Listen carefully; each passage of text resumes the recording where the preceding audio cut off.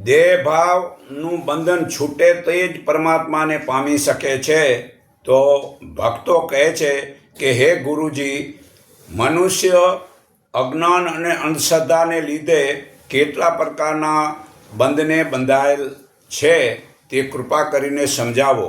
ત્યારે ગુરુજી કહે છે, હે ભક્તો, પોતે પોતાનો આત્મા આનંદનો ભંડાર હોવા છતાં આ તુચ્છ સુખ પ્રાપ્તિ માટે આદિ વ્યાધિ ઉપાધિના વિષયોમાં અશાંતિ ભોગવે છે, કારણ કે સવ આત્મા ચેતન સ્વરૂપનું જ્ઞાન નથી.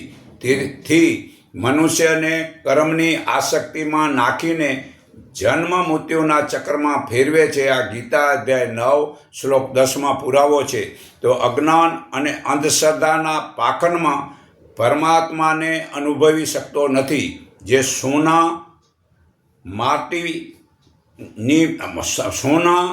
માયથી જ વીંટી વગેરેના આકાર બને છે. તેના નામ અને રૂપ એ દાગીના ના પડે છે. તે નામ અને રૂપ તે દાગીના વડે સોનું ઢકાઈ જાય છે, પરંતુ તેને ગાળવાથી એ પાછું સોનું જ રહે છે.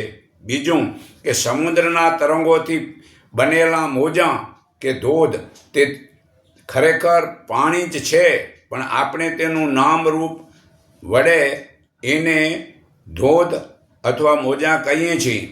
તેનો રંગ જ કહીએ છીએ કે આવા રંગનો છે.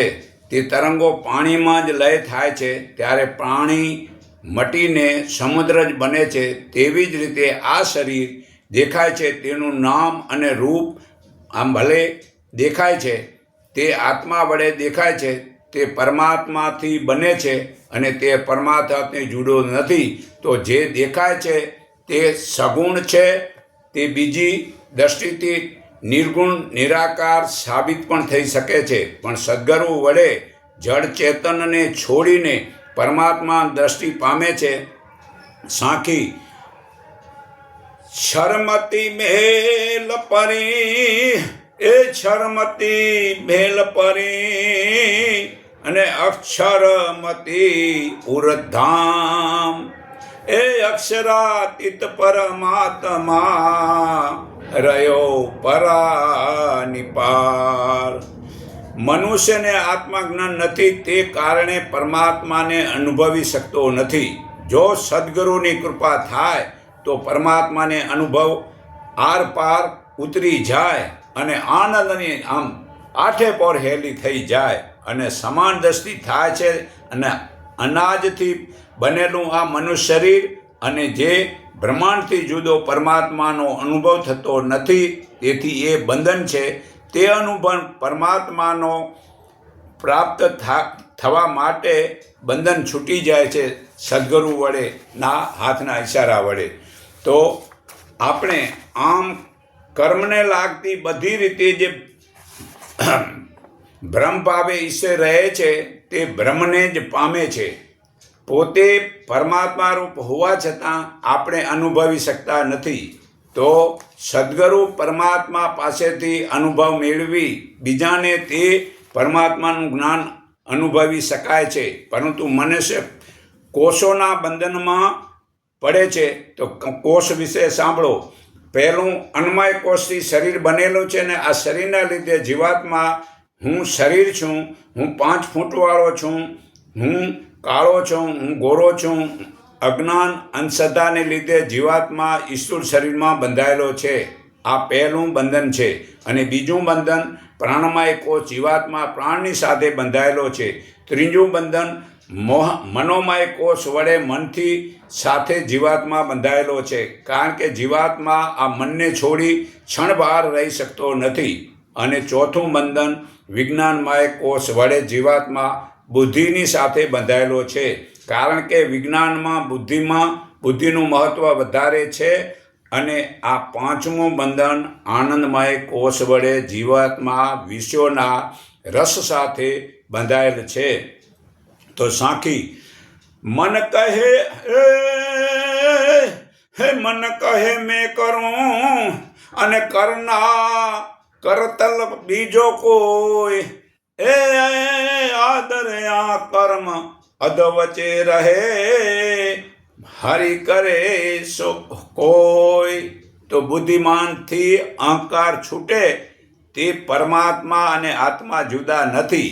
જો બુદ્ધિમાં અહંકાર છૂટી જાય તો આત્મા અને પરમાત્મા જુદા નથી અને આત્મા જુદા નથી. તે પરમાત્માને મહાકોશ કહેવાય છે, કારણ કે તેનામાં શબ્દ જગત અને વસ્તુના પદાર્થો સર્વે સમાઈ જાય છે. તો શબ્દ જગતમાં રહેલ જ્ઞાનને બ્રહ્મકોશ કહેવાય છે અને વસ્તુ જગત પદાર્થમાં સૃષ્ટિને ભવકોશ કહેવાય છે. આ રીતે અહંકાર છૂટે તો અંતકરણની શુદ્ધિ વડે 14 લોકના બંધન છૂટે છે. અંતકરણ શુદ્ધિ માટે કપડાં રંગવાથી, અનાજ ન ખાવાથી કે જટા રાખવાથી કે એક પગે ઊભા રહેવાથી આત્મા બંધન છૂટતું નથી. કે માળા ફેરવો કે પછી આમ તિલક કરવાથી કે તીર્થ કરવાથી કે મંદિરને માં જવાથી કે ઘર છોડવાથી કે અમુક વસ્તુના ત્યાગવાથી અંતકરણ શુદ્ધ થતું જ નથી, પરંતુ ઉપરથી તે પાખંડ વધે છે. જે જોશો મંદિરમાં બારે તેના વડે તમારું અંતકરણ અશુદ્ધ થશે ને તે કચરો પણ પડશે.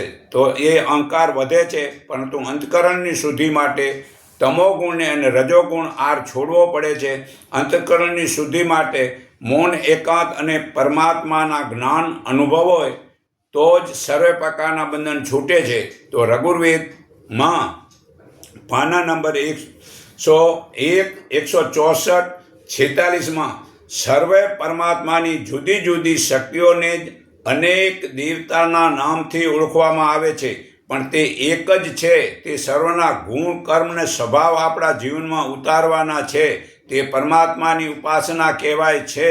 તે સેવાના નામ, તે સર્વેના નામ કોઈ ઇન્દ્ર કહે, કોઈ ગણપતિ કહે, વરુણ કહે, અગ્નિ કહે, યમ કહે, રામ કહે, વિષ્ણુ કહે, શંકર કહે, કૃષ્ણ કહે, દુર્ગા કહે, કોઈ કાળી કહે, કોઈ ઉમિયા કહે, કોઈ સરસ્વતી કહે, કોઈ લક્ષ્મી કહે, કોઈ અલ્લાહ કહે કે ગોડ વગેરે નામનું મહત્વ નથી. તે સર્વેના ગુણ, કર્મ અને સ્વભાવ જાણી તે આપણા જીવનમાં ઉતારવાના છે, પરંતુ એ બધા જ હાલમાં પરમાત્માના તે અલગ અલગ નામોને લીધે ઝઘડો કરવા સર્વે તૈયાર છે. તે એક જ પરમાત્માને જ્ઞાની લોકો જુદા જુદા નામેથી બોલાવે છે. તે બધા જ એક પરમાત્મા વડે જ બનેલા છે ને તે હાલમાં છે નહીં. તો હાલમાં મોટા ભાગના લોકો પરમાત્માનું ધ્યાન કરતા નથી અને પરમાત્માના આચરણ જીવનમાં ઉતારતા નથી ને ખાલી તેની જે મરી ગયા એની જડ મૂર્તિને જ બનાવી ને લડવા ને મરવા તૈયાર છે. જાણે કે પરમાત્માનો ધર્મનો ઠેકેદાર હું જ બની ગયો છું. જાણે કાંઈ વેદ, ગીતા, ઉપનિષદ કાંઈ નહીં, અને ખાલી મતલબ ધર્મના ઠેકેદાર બની ને આ કોઈ પણ મંદિર, મસ્જિદ બનાવી અને એની અંદર જ ભગવાન છે અને બહાર કાંઈ નથી. તેઓ સમજે છે કે પરમાત્મા મંદિર, મસ્જિદ કે ચર્ચમાં જ છે અને બહાર ગમે એટલું પાપ કર્યા કરો, તે પરમાત્મા જોતા નથી. તે પરમાત્માના સર્વે વ્યાપક બધે જ છે.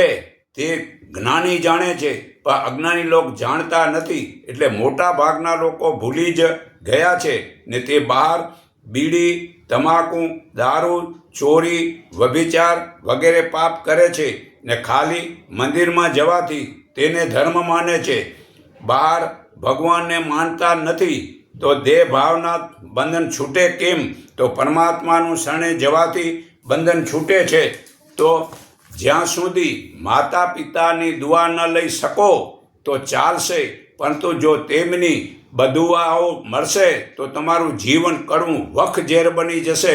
કારણ કે એ જ માતા પિતા જીવન આપવાના વર્ષોમાં સ્વાર્થ વિના,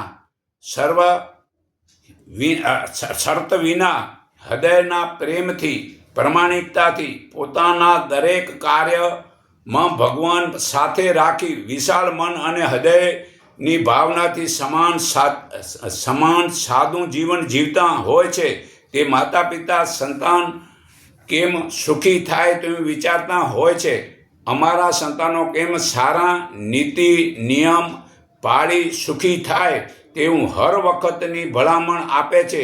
અમો જાણીએ છીએ રાત્રેનું ભોજન કરી થોડીક વાર સાથે બેસી દિવસની શું નિયમ નવીનતા થઈ છે તે જાણવી જરૂરી છે.